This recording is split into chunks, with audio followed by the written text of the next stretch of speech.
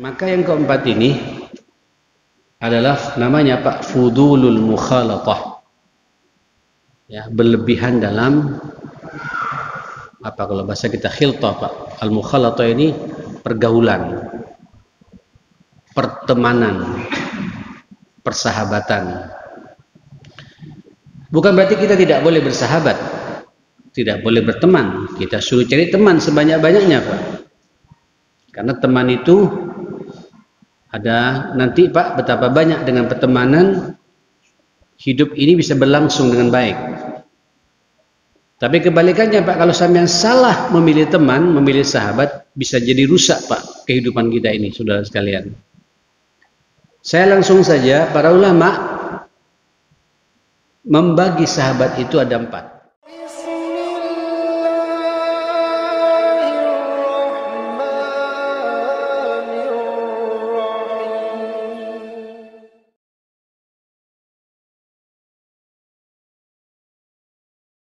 Bismillahirrahmanirrahim. Assalamualaikum warahmatullahi wabarakatuh. Innal hamdalillah nahmaduhu wa nasta'inuhu wa nastahdihi wa nastaghfiruh wa na'udzu billahi min syururi anfusina wa sayyiati a'malina. May yahdihillahu fala mudilla lahu ومن يضلل فلا هادي له وأشهد أن لا إله إلا الله وحده لا شريك له وأشهد أن نبينا وإمامنا وقرة أعيننا محمدا عبده ورسوله أرسله الله رحمة للعالمين اللهم صل وسلم وبارك على هذا النبي الكريم وعلى آله وصحبه ومن سار على نهجه وتبع سنته إلى يوم الدين يا أيها الذين آمنوا اتقوا الله حق تقاته ولا تموتن إلا وأنتم مسلمون رب اشرح لي صدري ويسر لي أمري واحلل عقدة من لساني يفقهوا قولي أما بعد. Hadirin hadirat yang dimuliakan Allah, tentu kita masih membersamai kitab Tazkiyatun Nafas kama yuqarriruha ulama'us salaf. Satu kitab yang menitik beratkan untuk bersama-sama kita pandai bisa mengelola hati kita. Hati yang nanti akan kita bisa pertanggungjawabkan di hadapan Allah. Yauma la yanfa'u malu wala banun illa man atallaha biqalbin salim. Di mana nanti pada hari kiamat tidak bermanfaat lagi mal wala banun, harta, dan tidak pula anak yang kita bangga-banggakan, kecuali yang datang menemui Allah biqalbin salim, dengan hati yang salim, hati yang bersih. Jamaah sekalian, kita sudah panjang lebar sekian pertemuan membahas macam-macam hati dalam Al-Quran.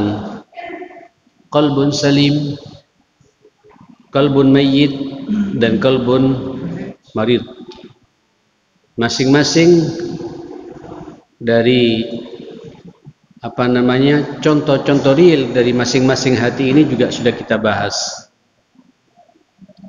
Kemudian para ulama, khususnya pengarang kitab ini, memberikan gambaran kepada kita alamat maradul qalbi wa sihhati, tanda-tanda sakitnya hati dan sehatnya hati. Bagaimana hati yang sakit dan bagaimana pula hati yang sehat. Detail pula, satu pertemuan khusus saya membahas masalah ini. Kemudian setelah itu para ulama di antara, dan ini paling banyak di antara kita, model hati kita yaitu hati yang sakit sesuai dengan level sakit yang dirasakan oleh masing-masing kita. Dari sekian banyak penyakit-penyakit hati itu, yang menyakitkan hati kita itu ada yang meracuni hati kita. Yang kemudian pada ulama menulis sebuah tema Sumumul Qulub, racun-racun hati. Ada 4 dan sepertinya 3 sudah kita bahas. Yang pertama adalah fudulul kalam, banyak berbicara. Biasanya orang kalau banyak bicaranya sedikit kerjanya, Pak. Dan wajar pula kalau kemudian Allah Subhanahu wa taala mengukur kualitas takwa kita itu sejauh mana kita bisa mengendalikan lisan kita ini, mulut kita ini. Al-Ahzab 70-71 cukup jelas itu. Ya ayyuhalladzina amanu taqullaha wa qulu qaulan sadida. Wahai orang-orang yang beriman, bertakwalah kalian kepada Allah. Bagaimana bentuk takwanya di sini? Allah tidak berbicara hablum minallah, Pak. Juga tidak bicara hablum minan nas, tapi berbicara masalah bagaimana kita menata pribadi kita, khususnya menata pembicaraan kita. Wa qulu qaulan sadida. Berbicaralah kalian dengan pembicaraan yang lurus, yang benar. Yuslih lakum a'malakum wa yaghfir lakum dzunubakum wa may yuti'illaha wa rasulahu faqad faza fawzan 'azima. Luar biasa ini. Allah Subhanahu wa taala mengatakan kalau orang sudah terbiasa menjaga lisannya sebagai bentuk ketakwaan dia kepada Allah, tidak mau berbicara kecuali yakin apa yang ia bicarakan itu diridhoi oleh Allah, ada manfaatnya buat dirinya, buat keluarganya, buat siapa saja yang mendengarkan omongan dia, kata-kata dia itu, pembicaraan orang ini. Yuslih lakum a'malakum. Insyaallah orang-orang seperti itu, kata Allah, amalnya Pak akan direformasi, akan diperbaiki oleh Allah Subhanahu wa taala. Kalaulah ada dosa, selama dia masih bisa menjaga lisannya, jamaah sekalian, wa yaghfir lakum dzunubakum, akan diampuni semua dosa-dosanya. Biasanya kalau orang sudah terbiasa tidak berbicara kecuali yang baik-baik, wa may yuti'illaha wa rasulahu faqad faza fawzan 'azima, pasti orang itu taat kepada Allah dan Rasulnya, menikmati Pak ketaatannya itu. Itulah keberuntungan, kesuksesan yang sebenarnya yang sangat besar, kata Allah Subhanahu wa taala. Ini juga sudah kita bahas. Apa dampak pembicaraan terhadap hati ini? Bahkan kalau kita salah berbicara menjadi racun buat hati kita, Pak. Maka dinamakan fudul al-kalam, banyak berbicara. Saudara, yang kedua apa? Fudulun nazar, mengumbar pandangan mata. Ini juga penyakit kita semua, Pak. Bahkan racun hati kita semua. Ya. Melihat biasanya rata-rata para ulama ketika mengangkat bab ini kaitannya dengan lawan jenis. Ya, orang Pak kalau sudah biasa mengumbar pandangan matanya terhadap lawan jenis, lupa kalau kita punya istri, kalau ibu punya suami, lupa kalau kita punya anak gadis. Ya, kalau kita juga punya anak.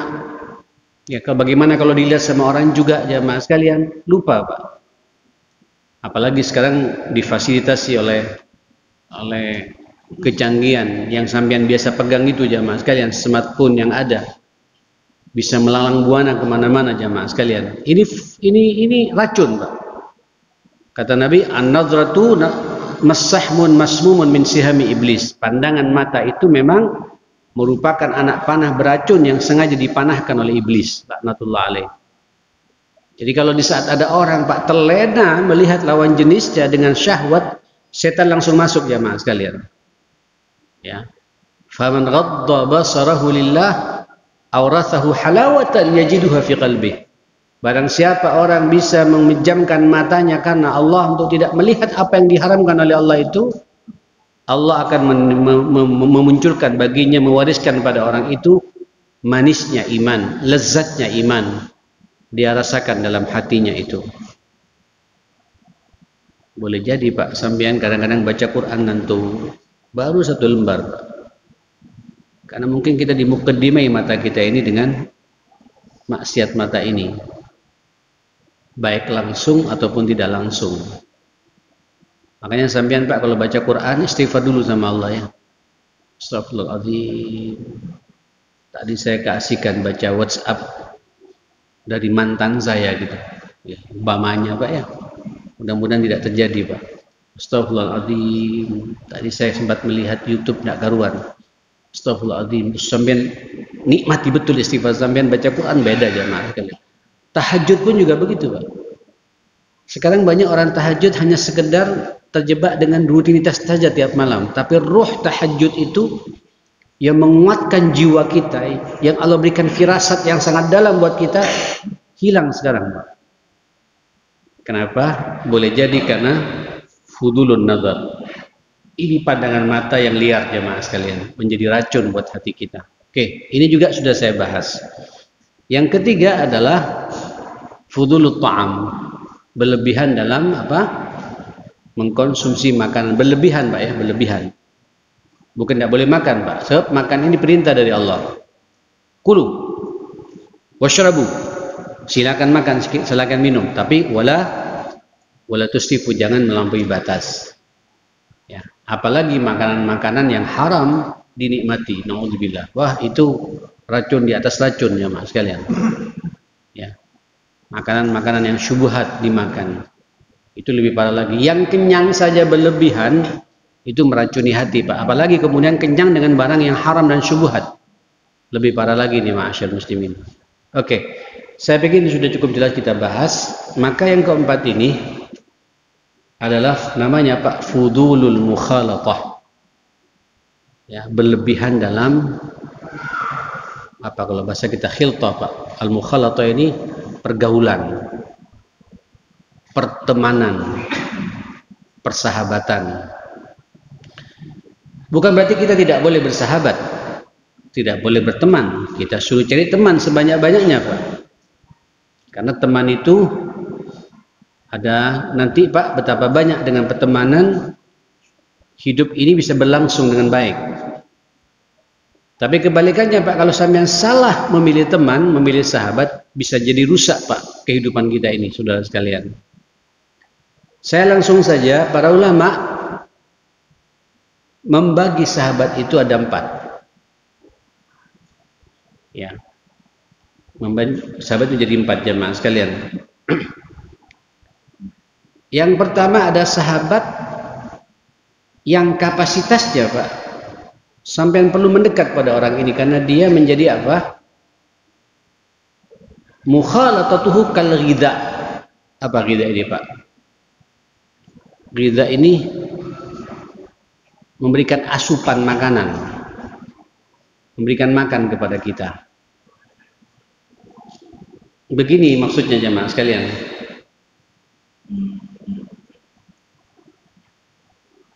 La yastaghni anhu fil yawmi wal lailah, di mana kita butuh Pak setiap hari dengan makanan ini. Insyaallah Pak, pertemuan kita di sini inilah pertemuan persahabatan yang diikat dengan ikatan takwa ya. Ikatan iman Pak. Berjumpa di sini untuk salat berjamaah bersama-sama. Ngaji bersama-sama. Tapi jangan lama-lama Pak. Iya kan? Sama sebagaimana asupan makan kata para ulama. Orang makan, butuh makan sehari berapa jamaah sekalian? 3 kali. Sampai makan lebih dari 3 kali Pak, jadi sakit juga. Overweight Pak. Ya, gemuk, asam uratnya kumat nanti jamaah sekalian, banyak hal jamaah sekalian. Jadi sesuaikan dengan porsi kita jamaah sekalian. Siapa teman-teman yang kira-kira bisa memenuhi Pak kebutuhan asupan hati saya? Begitupun juga takarannya Pak. Harus tahu sampai takaran apa makanan yang pas buat saya makan. Kalau cukup 1 piring jangan nambah sampai 2-3 piring. Jadi sakit juga Pak. Nah, dalam hidup ini juga begitu ma'asyar muslimin. Saya merasakan sekali Pak. Ada beberapa sahabat, saya setiap ada masalah jumpa dengan orang ini Pak, selesai masalah saya. Saya tidak lapar lagi Pak. Ya. Tapi jangan kemudian minta terus Pak, akhirnya kekenyangan. Sesuai dengan porsinya. Kata para ulama di sini dikatakan hakadha 'alad dawam, begitulah kehidupan kita dalam kehidupan kita yang terus-menerus dalam kehidupan kita sehari-hari ini. Siapa itu? temuilah mereka itu al-ulama billah. Ya, ulama-ulama, orang-orang alim, orang-orang pinter, baik itu ulama agama Pak atau ulama apa saja yang kira-kira sampai berjumpa dengannya Pak, bertambah ilmu sampean. Berjumpa dengan sahabat ini Pak, bertambah pengalaman sampean. Ada manfaatnya Pak, terpenuhi kebutuhan kita dalam sehari ini jamaah sekalian. Ya.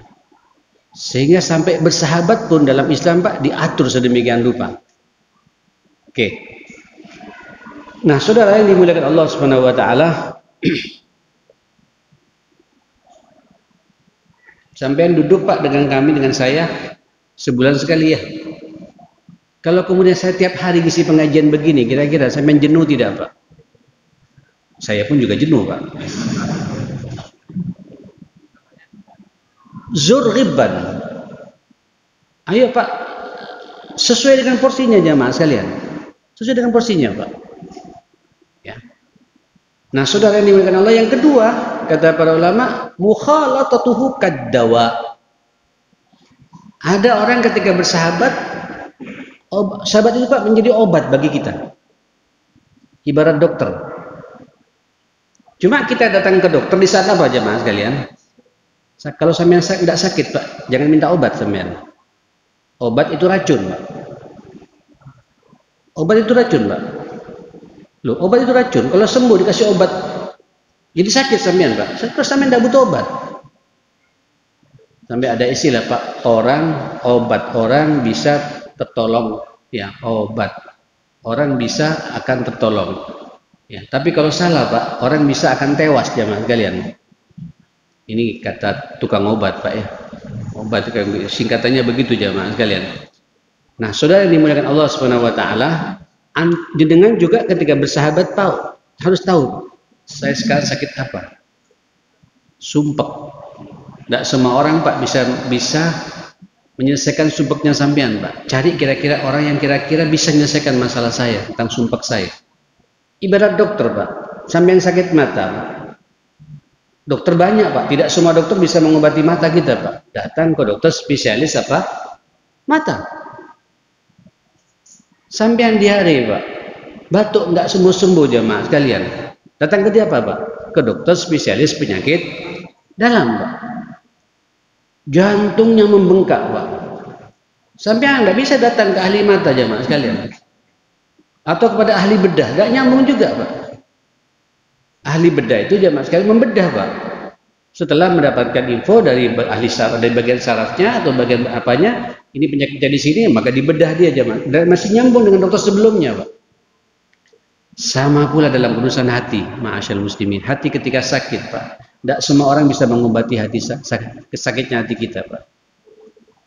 Saya kebetulan kalau di Surabaya dibilang Pak trio Ustadz, saya, Ustadz Agung, sama Ustadz Mudhafar.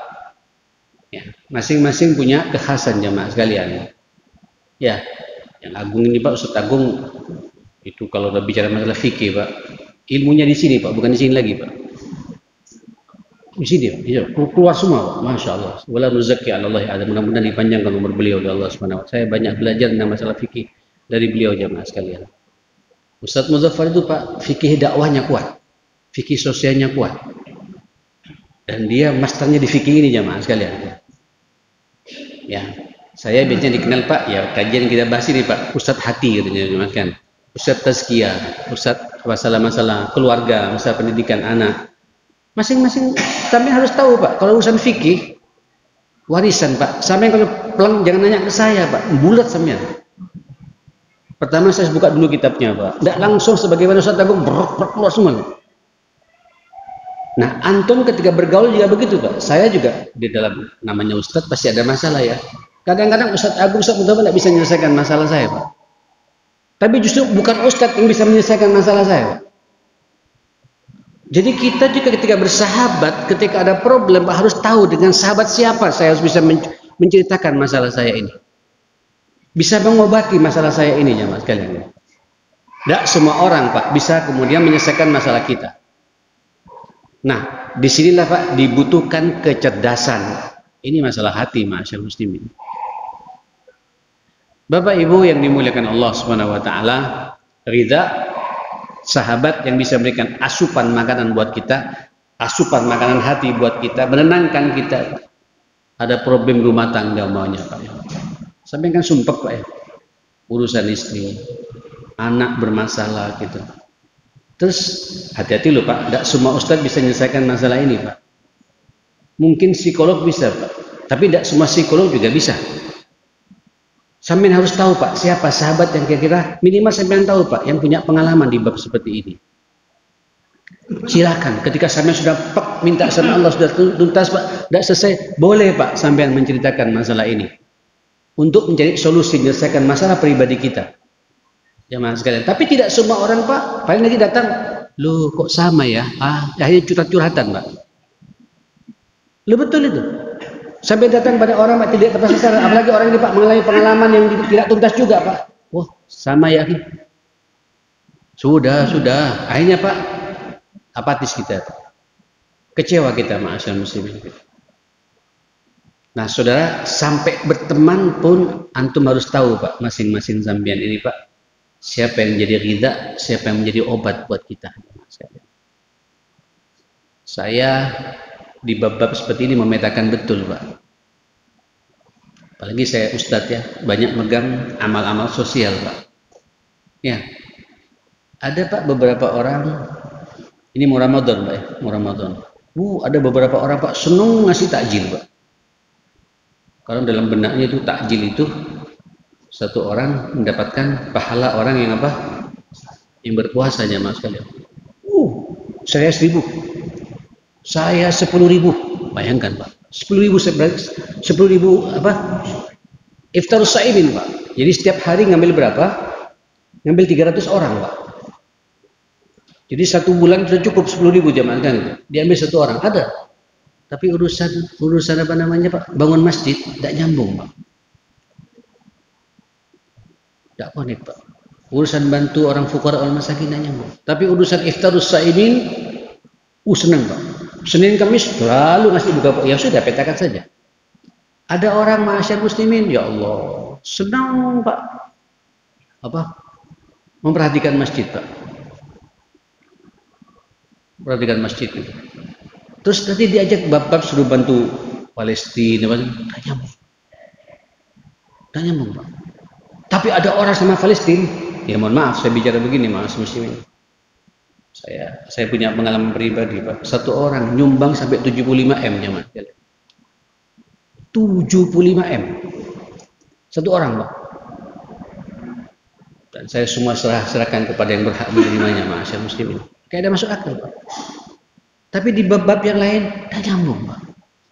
Dia sensitivitasnya Pak, kecintaannya kepada Al-Aqsa luar biasa. Nah, antum petakan Pak bab-bab seperti ini Mas muslimin. Apalagi sekarang Pak, saya bangun banyak Pak di Terawas Pak. Ini proposal berkah enggak nyambung Pak, enggak nyambung. Tapi urusan Ramadan itu datang satu orang udah cukup jamaah sekarang gitu. Lah ini pentingnya kita memilah-milah apa namanya? Persahabatan seperti itu ya. Karena kalau sampai paksakan Pak, sampai akhirnya terjadi gesekan, kesalahpahaman jamaah sekalian. Nah, Bapak Ibu yang dimuliakan Allah Subhanahu wa taala, apalagi sampean Pak lebih memahami lah bagaimana kondisi masing-masing ya. Mudah-mudahan tidak banyak masalah kita nih Pak ya. Tapi ketika ada masalah pribadi, carilah sahabat Pak. Kalau urusannya dengan kita, asupan makanan tepat sasaran. Kira-kira begitu ketemu Pak nyambung dengan kita. Jadi tenang kita Pak, jadi gembira, sumringah hati kita. Kalau kita sakit Pak, bawahnya Pak, sakit hati kita karena sedih, karena begini, siapa kira-kira orang yang bisa menghibur saya? Tidak semua orang bisa menghibur ma'asyar muslimin. Ya. Kira-kira begitu ya. Nah, yang ketiga jamaah sekalian apa? Wahum man mukhalatatuhu kadda al-ikhtilafil maratibihi wa anwa'ihi wa quwwatihi wa dha'fihi. Sahabat ketika kita bertemu dengannya Pak, mohon maaf, dia menyebarkan penyakit jemaah sekalian. Jadi yang pertama, kalau kita memberikan asupan makanan buat kita, memberikan obat kepada kita. Yang ketiga ini Pak, menyebarkan penyakit. Sampai yang duduk dengan orang ini Pak, ketularan penyakitnya. Siapa mereka ini? Kata para ulama, ya Allah, Itulah mereka-mereka ashabul ahwa, orang-orang yang sudah mengikuti irama hawa nafsunya, ahlul ma'asi, ahli-ahli maksiat. Ya. Sampai duduk Pak, ada saja berita Pak. Kadang-kadang sama-sama ke masjid Pak. Begitu keluar masjid duduk gunjing orang. Ente tahu apa ya akhi? Itu yang salat sepojok sebelah sana itu sudah berkali-kali sandal masjid hilang, sepertinya fulan yang ngambil itu. Loh, ini kan penyakit Pak. Terus sampai tanpa iman turun Pak. Oh ya gitu. Panjang ini Pak. Akhirnya duduk kita, ngobrol kita, membicarakan aibnya orang, jamaah sekali. Jadi penyakit, menyebarkan penyakit. Nah saudara, tentu Bapak Ibu, kalau sampai ketemu dengan orang-orang seperti ini, posisikan sampean Pak sebagai ridha atau sebagai dawa. Ya, kita memberikan asupan pada orang ini atau kita memberikan obat pada orang ini. Jangan kita kemudian ketularan apa? Ketularan apa? Penyakitnya, jamaah sekalian. Ayo, amar ma'ruf nahi mungkar harus terjadi di sini, ma'asyal muslimin. Menghadapi teman yang penyakitnya banyak, ahli maksiat, ya. Bagaimanapun pula Pak, kan pasti ada Pak di lingkungan kita orang-orang seperti itu, ma'asyal muslimin. Saya merasakan sekali Bapak. Dan tidak sekali dua kali Pak, kadang-kadang orang seperti itu ingin mendapatkan legitimasi moral dari kita Pak. Ustaz, assalamualaikum. Ustaz, Anda pengen ngajak Ustaz makan. Nah, ini jebakannya Pak. Ustaznya kebetulan belum makan Pak. Loyo apa? Makan di mana ya akhi gitu. Alhamdulillah Ustaz. Siapa tidak kaget Pak? Tahu alhamdulillah Pak ya? Alhamdulillah ini Pak salah satu restoran Arab yang cukup bergengsi di Surabaya jamaah sekalian. Di sini juga ada kok. Ya. Hah? Iya. Nah saudara, ini kalau kita tidak anu Pak, tidak hati-hati, jebakan nih Pak. Jebakan. Cukup ketemu dengan orang itu Pak, temui, nasihati, tidak bisa, jangan terlalu dekat. Jenengan pasti kecipratan penyakitnya nanti.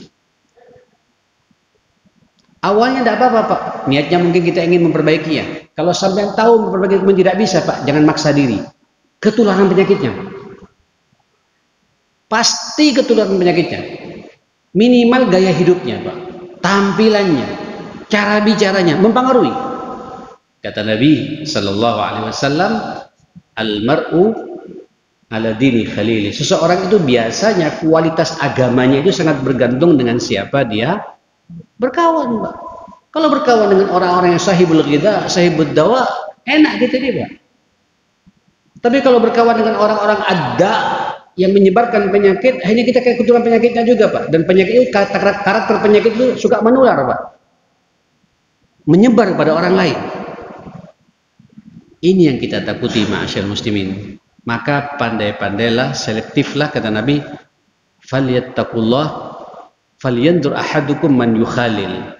Maka selektiflah salah seorang di antara kalian dengan siapa kalian berkawan itu. Nah saudara, kalau ketemu dengan orang-orang sahibul ghidha, manfaatkan Pak asupan makanan mereka itu Pak. Gali ilmunya Pak. Cari pengalaman terbaiknya untuk kita jadi contoh dalam kehidupan kita. Kalau dia dokter, kalau kita sedang sakit Pak, dan dia bisa memberikan obat, gali obatnya sampai kita sehat betul karena bersahabat dengan orang ini. Hati kita bisa jadi bersih. Tapi kalau bersahabat dengan orang yang tidak sehat Pak, sakit begini, penyebar penyakit, imma kita menyembuhkannya, wa imma kita ditulari penyakitnya. Nah, orang yang bertazkiyatun nafas Pak tahu betul siapa di antara sekian banyak sahabat ini yang bisa mengobati saya, atau sahabat ini bisa menularkan penyakitnya kepada saya. Tahu jemaah sekalian, tentu penyakit hati maksud saya jemaah sekalian. Oke. Nah yang keempat ini yang paling kita takuti ma'asyal muslimin. Apa itu? Mukhalatatuhu al-halaku kullu. Ketika kalian bersahabat dengan orang ini, berkumpul dengan orang ini, sampai langsung celaka Pak. Langsung celaka, mencelakakan kita jamaah sekalian gitu. Fahiya bimanzilati aklis sam, ibarat fisik Pak, makan racun sampean di sini jamaah sekalian. Racun omongannya, racun perbuatannya, racun sikapnya Pak. Siapa mereka ini? Auzubillah summa auzubillah, hum ahlul dhalal, mereka yang menikmati Pak kesesatan hidupnya. Mereka yang menghalalkan segala cara. Dan dia tahu kalau itu sesuatu yang haram, tapi tetap dia menikmati jamaah sekalian. Ya, itulah mereka-mereka Pak yang mengajak untuk bermaksiat kepada Allah Subhanahu wa taala secara terang-terangan. Mengajak syirik kepada Allah secara terang-terangan. Ngajak zina, ngajak bermain-main dengan dunia riba, menikmati harta orang-orang zalim, orang-orang yang dizalimi jamaah sekalian. Dan lain sebagainya, dan sampai bersahabat Pak dengan orang-orang seperti ini. Oh subhanallah ya akhi, orang-orang seperti ini Pak, biasanya orang-orang secara sosial Pak sudah mapan Pak. Apalagi dalam kondisi-kondisi kita seperti ini ma'asyal muslimin Pak. Pembicaraannya selalu urusan lawan jenis, minum-minuman keras, narkoba, ya, pelaku-pelaku syirik, menikmati dunia mistis, ya, dunia-dunia perdukunan, perjinan dan lain sebagainya. Hati-hati Pak, bersahabat dengan. Kadang-kadang kita terhipnotis dengan omongannya, terhipnotis dengan sikap-sikapnya jamaah sekalian. Ini sampai hari kiamat kata Nabi akan terjadi dalam kehidupan kita jamaah sekalian. Nah saudara, saya tidak tahu, sampai tinggal memilih Pak, dari 4 golongan ini siapa sahabat saya ini. Sebelum saya masuk ke sana, ya Allah, para ulama menggarisbawahi model sahabat yang real akan mendampingi kita ada 2 macam. Yang pertama, itulah kita kenal Pak dengan namanya sahabat abadi. Sahabat apa? Yang melekat dengan kita. Siapa itu Bapak? Halo, siapa itu Pak? Ya pasangan kita masing-masing. Kalau kita, saya Pak, istri saya.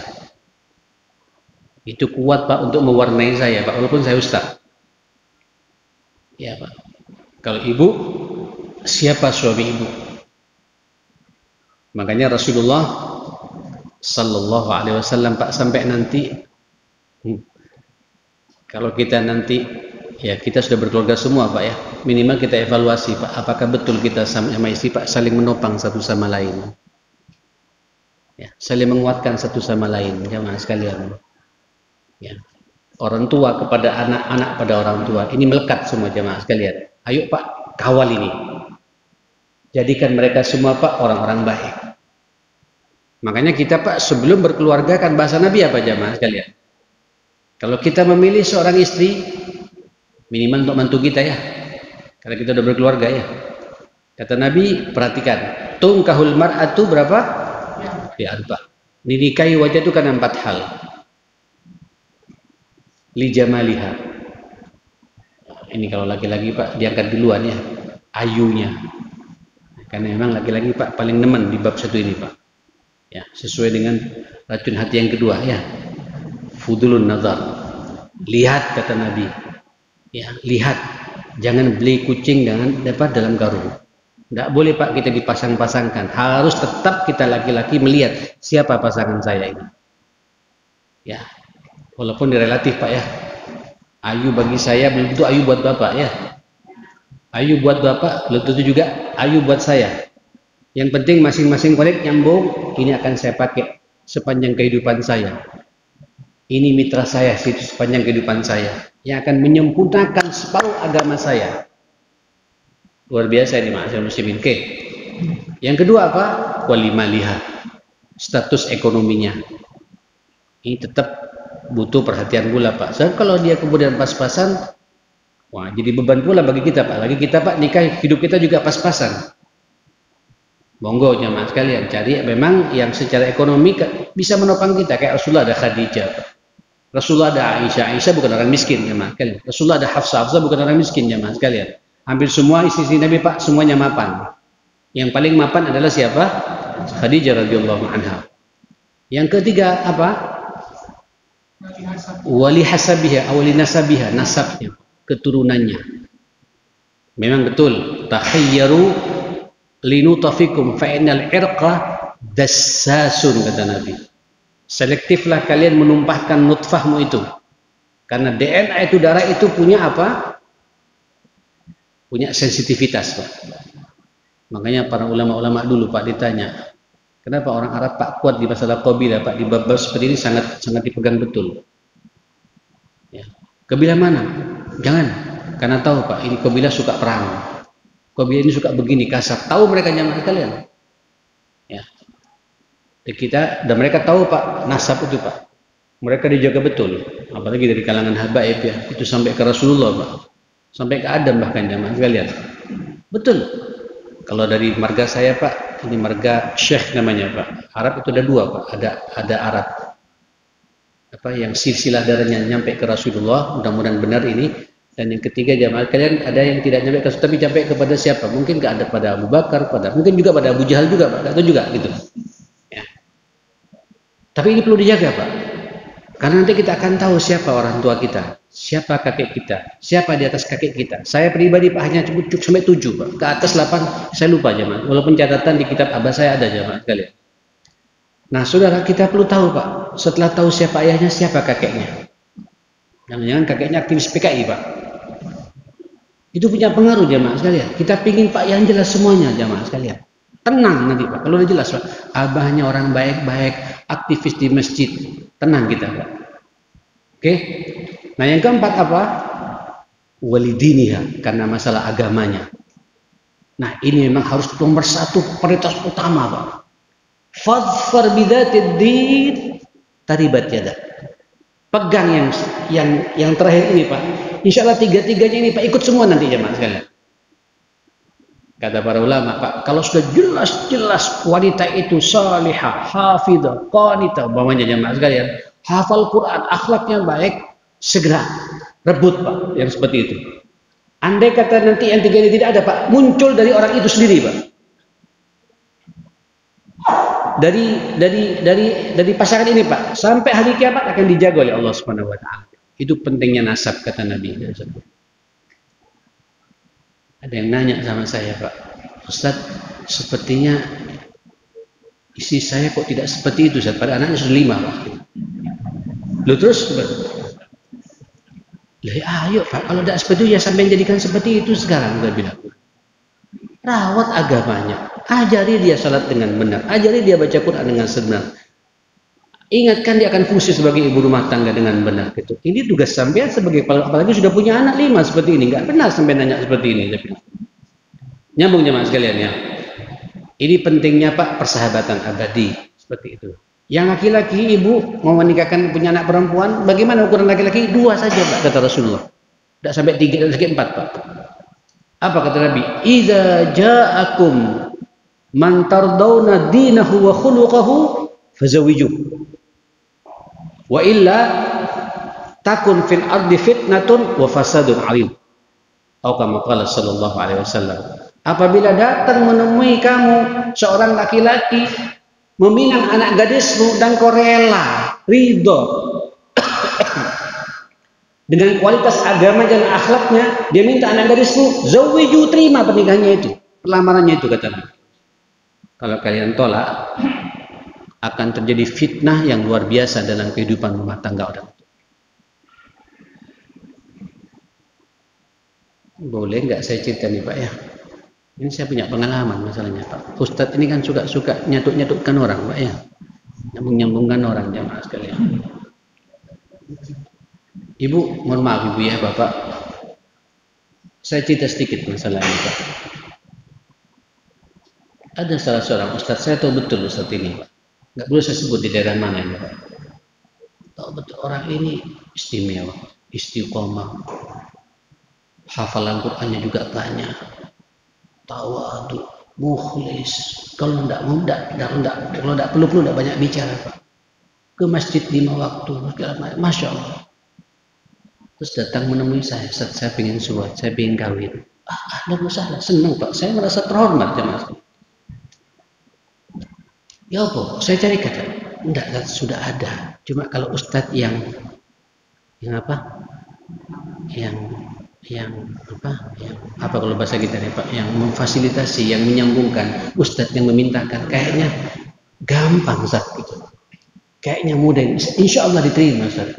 Zen, saya bilang, wah enak ini, bismillah. Siapa ya akhirnya? Fulana Ustaz. Dalam benak saya Pak, ini perempuan orang baik-baik juga Pak. Orang baik-baik juga Pak. Coba siapa tahu Ustaz. Bismillah saya bilang. Saya datang dan orang ini Pak, orang tuanya gadis ini sangat akrab pula dengan saya. Tahu betul. Ya akhi, assalamualaikum. Ahlan Ustaz, ahlan. Tumben nih, saya ini kayak bulan datang menyinari rumah saya, kata dia. Bahasa basinya orang biasa kan baik. Saya ada keperluan ya. Ahlan Ustaz. Mau nanya dulu saya bilang, anak antum yang namanya Fulana sudah ada yang masuk tuh? Belum Ustaz. Belum. Barangkali sudah ada, saya tidak boleh kan masuk, saya langsung tidak akan saya lanjutkan pembicaraan saya kalau belum, saya akan masuk gitu. Belum. Gini, ada ya orang yang berkenan dengan anak jenengan. Saya bilang, ahlan Ustaz siapa? Sebut saya Fulan bin Fulan. Berubah Pak wajahnya. Dan orang ini tahu kalau orang ini anak baik-baik Pak. Cuma mungkin status ekonominya Pak. Jualan kancing sama resetting Pak. Tahu? Terus apa namanya Pak? Jual renda Pak, renda veteran. Dulu kan namanya Pak, ada neci, ngobras gitu. Ya artinya Pak, kalau dia berkeluarga sudah cukup lah, lebih dari cukup sebenarnya jemaah sekalian. Cuma ya tukang ngobras lah gitu, ngobras, kencing, gitu lah macam. Duhur Pak tutup tokonya, berangkat ke masjid, salat. Masya Allah. Nanti buka lagi Pak, jam 2 tutup, istirahat, asar, ke masjid, habis asar buka lagi sampai jam 8 malam. Artinya ada pekerjaan Pak. Iya, izinkan saya istikharah. Izinkan saya istikharah. Udah saya biarkan. Loh, ya apa ini Pak? Azan dulu tak? Gimana? Lanjut aja ya, sebagaimana biasa ya. Allahumma shalli ala Muhammad. 1 minggu saya datang lagi. Saya tidak sempat istikharah, tapi anak saya katanya mau melanjutkan sekolah. Itu kan jawaban klasik Pak ya. Anak saya ingin melanjutkan apa? Sekolah. Saya bilang, maka Allah. Berarti belum ada takdir. Tidak apa-apa, biasa. Oh ini anak bukan anak jelek Pak. Insya Allah dunia tidak selebar daun kelor. Dan saya sampaikan pada yang bersangkutan, dunia tidak selebar daun kelor ya akhi. Saya bilang, masih banyak yang lainnya. Insya Allah. Saya bilang, bismillah. Ya sudah belum takdir. Allah Akbar. Bulan berikutnya Pak dapat kabar perempuan ini Pak diminta anaknya ke orang konglomerat Pak. Dari satu daerah tertentu Pak, bosnya kayu jemaah sekalian, bosnya orang, masya Allah luar biasa, diterima Pak. Yang sekolah tidak jadi sekolah Pak. Nyambung susah jemaah sekalian. Ya sudah Pak. Ini anak Pak, lillahi ta'ala, ya sudah bulan takdir. Bahkan ketika nikah Pak, dia jadi panitia juga, saya juga jadi panitia juga, saya khutbah juga Pak. Ya biasa normal. Biasa Pak, kata kita jodoh di tangan Allah SWT, kita tidak bisa maksa. Wah subhanallah, anak ini Pak sekarang dapat jodoh, masya Allah, luar biasa ya Pak sekalian. Sekarang Pak menjadi seorang pengusaha, punya dunia pendidikan, punya apa, sukses ini. Yang ini Pak, Allahu Akbar, betul kata Rasulullah. Kalau kalian tolak orang baik-baik, dipertemukan dengan orang-orang yang tidak, ya dan tanda petik zaman kalian. Ternyata Pak laki-laki ini Pak selain hanya orang mampu Pak, narkoba Pak. Tidak hanya narkoba jemaah sekalian, menyebarkan juga apa namanya? Apa? Menyebarkan juga. Berpengaruh pula Pak kepada adiknya Pak. Akhirnya masuk penjara Pak. Allahu Akbar. Makanya Bapak hati-hati Pak. Hati-hati. Ini masalah pertemanan abadi Pak. pertemanan abadi. Kalau sampai sudah ngelihat Pak, anak-anak muda aktif di masjid begini Pak, 5 waktu di masjid, walaupun tukang adzan Pak, pekerjaannya sudah jelas, minta anak gede sampean, Bismillah ala barakatillah Pak. Ya, apalagi tahu akhlaknya, komitmennya.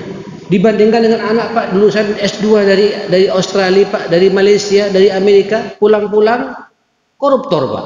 Kan repot jemaah sekalian. Lebih baik orang-orang seperti itu. Ini pentingnya persahabatan abadi ma'asyar muslimin. Karena kita Pak beragama, berkeluarga ini Pak menyempurnakan separuh agama kata Nabi. Falyattaqillaha fi nisfil baqi. Tinggal kita menjaga Pak komitmen agama kita, menjaga separuh agama berikutnya Pak. Kalau dua-duanya sama-sama paham agama ma'asyar muslimin, nyambung. Saudara, minimal sampai nanti bakal punya mantu Pak ya. Dan mantu itu Pak adalah makhluk baru akan masuk pada rumah tangga sampean. Ya, betapa banyak Pak rumah tangga baik-baik, ada mantu tidak baik Pak, rusak semua rumah tangga kita, ma'asyar muslimin. Iya apa tidak? Banyak loh Pak. Hati-hati, hati-hati baik yang laki-laki, hanya mendapatkan dari paras wajahnya saja Pak. Hati-hati kata Nabi. Iyyakum wa khadra'id diman. Hati-hati dengan perempuan cantik tapi berada di mamba yang tidak benar Pak, keluarga yang tidak benar. Siapa itu Rasulullah? Al-mar'atul hasna fi mambatis su. Perempuan yang ayu cantik tapi dalam keluarga yang tidak benar kata Nabi. Lah. Kita mencari mantu Pak, ya kalau bisa ayu ya. Ayu, hafal Quran Pak. Apa lagi Pak? Fulus, akhlaknya baik, pintar masak, pintar mijit Pak. Waduh. Ini fid dunya hasanah wa fil akhirati hasanah jemaah sekalian gitu. Jangankan sampean Pak yang berbicara juga pingin juga jemaah sekalian. Ya realistis saja lah Pak. Monggo jemaah sekalian hati-hati Pak menerima mantu. Hati-hati terima mantu Pak. Siapa? Perjelas sampean Pak. Anaknya sopo? Bagaimana akhlaknya? Pertama kali tanyakan Pak, yopo salate? Bisa baca Quran tidak? Kalau dua sudah jelas Pak, mantu sampean bisa salat, bisa baca Quran, bismillah segera terima jemaah sekalian. Apalagi sudah punya pekerjaan Pak ya. Bisa baca Quran, sholatnya 5 waktu di masjid, pekerjaannya juga sudah cukup Pak. Wah, itu fid dunya hasanah wa fil akhirati hasanah insyaallah. Ini masalah pertemanan yang abadi. Tentu pertemanan yang kedua adalah pertemanan yang tempo-tempo Pak ya. Di antara kita ini Pak. Ya. Saya pikir masing-masing kita tahu loh Pak, karena kita sering berinteraksi di sini Pak ya. Ya, sampean kalau punya beban apa Pak? Beban keuangan Pak, hati-hati Pak dengan siapa sampean menemui sahabat yang kira-kira bisa menyelesaikan masalah keuangan sampean. Jangan nanya kepada orang yang punya beban juga Pak, akhirnya curhat-curhatan sampean. Loh iya betul. Datanglah kepada, dan tidak semua orang yang punya uang Pak juga bisa menyelesaikan masalah kita Pak. Lihat kira-kira bisa nggak menyelesaikan, ini medit atau tidak, ini care atau tidak, orangnya toleransi atau tidak. Harus tahu Pak masing-masing kita Pak. Jadi tidak semua orang Pak sampai bisa mendekati jamaah sekalian. Sesuaikan dengan porsi kita masing-masing saudara sekalian dan tahu kapasitas kita masing-masing. Kita berdoa tuntas sudah Pak, kita berbicara masalah racun-racun hati ini. Kesimpulannya Pak, jangan sampai kita bersahabat dengan orang yang tidak baik, karena sahabat itu Pak mempengaruhi akhlak kita, moral kita, sikap kita, perbuatan kita, bahkan kualitas ibadah kita juga dipengaruhi oleh sahabat kita. Inilah 4 racun hati yang akan mewarnai hati kita. Tapi kalau kita bisa Pak, insya Allah hati kita akan terselamatkan. Bagaimana cara menyelamatkannya? Bulan depan kita akan masuk pada satu tema baru namanya asbab hayatul qalbi, sebab-sebab hidupnya hati. Ya, bagaimana cara menghidupkan hati kita ini Pak, supaya racun itu tidak ada, penyakit-penyakit tidak ada. Ayo kita sekarang mencari bagaimana cara efektif menyembuhkan hati kita, menyehatkan hati kita sehingga kita menikmati Pak beribadah kepada Allah Subhanahu wa taala. Rabbana atina fid dunya hasanah wa fil akhirati hasanah wa qina adzabannar. Rabbana ighfir lana wa tub 'alaina innaka antat tawwabur rahim. Allahumma arinal haqqo haqqan warzuqna ittiba'ah wa arinal batila batila warzuqna ijtinaba ya rabbal alamin. Allahumma habbib ilaina al-iman wa zayyinhu fi qulubina wa karrih ilaina al-kufra wal fusuqa wal isyan waj'alna minal rasyidin waj'alna min ibadika as-salihin waj'alna min junudikal mukhlisin birahmatika ya arhamar rahimin. Allahumma ya muqallibal qulub tsabbit qulubana ala dinik, ya musarrifal qulub sarrif qulubana ala ta'atik birahmatika ya arhamar rahimin. Rabbana la tuzigh qulubana ba'da idh hadaitana wa hab lana min ladunka rahmah innaka antal wahhab. Rabbana atina fid dunya hasanah wa fil akhirati hasanah wa qina adzabannar. Sallallahu ala Muhammadin wa alihi washabihi wasallam. Alhamdulillahirabbil alamin. Bapak Ibu, karena ini pengajian terakhir ya, karena bulan depan sudah masuk bulan Ramadan ya. Sepertinya tidak ada pengajian di bulan Ramadan, diganti dengan pengajian salat kuliah kultum tarawih sama kuliah subuh sepertinya. Kita jumpa lagi bulan Syawal. Saya hanya memberikan pesan pada buat saya pribadi, Pak, monggo ini bulan Sya'ban perbanyak sampean puasa sunnah. Ya. Saya kok tidak yakin sampai akan bisa puasa Ramadan dengan nikmat kalau bulan-bulan seperti ini, Pak, bulan seperti sampean tidak pernah latihan puasa sunnah sama sekali. Monggo Qur'annya dibaca, Pak. Perbanyak baca Qur'an di hari-hari seperti ini. Saya juga tidak yakin sampai akan bisa baca Quran tuntas 30 juz bisa menghatamkan di bulan Ramadan kalau hari-hari Sya'ban begini sampai tidak pernah buka Quran sama sekali. Monggo Pak, tahajud tiap malam. Insya Allah kalau tahajud tiap malam walaupun hanya 2 rakaat 1 witir, masuk Ramadan Pak, salat tarawih jadi ringan bagi kita. Kenapa? Karena kita sudah terbiasa salat malam setiap malam seperti ini. Mudah-mudahan diberkahi semuanya, ketemu dengan Ramadan, saling berdoa Pak satu sama lain ya, mudah-mudahan amal kita semuanya diterima oleh Allah Subhanahu wa taala. Subhanakallahumma bihamdik, asyhadu an la ilaha illa anta astaghfiruka wa atubu ilaik. Mohon maaf semuanya. Assalamualaikum warahmatullahi wabarakatuh.